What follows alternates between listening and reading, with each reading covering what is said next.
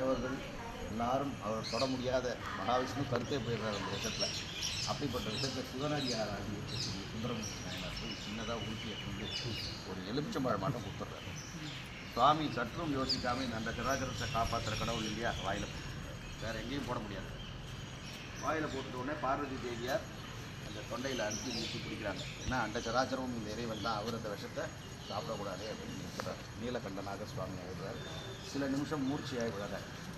குருட்டப்பள்ளின்ற இடத்துல போய் பார்த்தீங்கன்னா பள்ளிகொண்டேஸ்வரராக அம்மன் மடியில் சுவாமி அந்த மாதிரி மூர்ச்சியாகி விழுந்ததை நம்ம பார்க்கலாம். இது ஆரம்பித்தது பிரதமையில் அமாவாசையில் ஆரம்பிக்கிறாங்க அமிர்தம் கிடையாது. இது நடந்தது 10வது நாள். 10 நாள் ராத்திரியும் பகலும் கடைஞ்சப்புறம் இந்த விஷம் வாசிக்கு தாங்காமல் கற்கவும் வார்க்கடல்லேருந்து விஷம் வரவும் இந்த ரெண்டும் சேர்ந்து ஆலகால விஷயமாக துரத்தது. அதுக்கப்புறம் அமிர்தம் கடையறதுக்கு அனுப்புகிறாங்க. ஸோ அமிர்தம் கடைய போகிறாங்க. ரொம்ப விரிவாக சொல்கிறேன் இந்த கதையை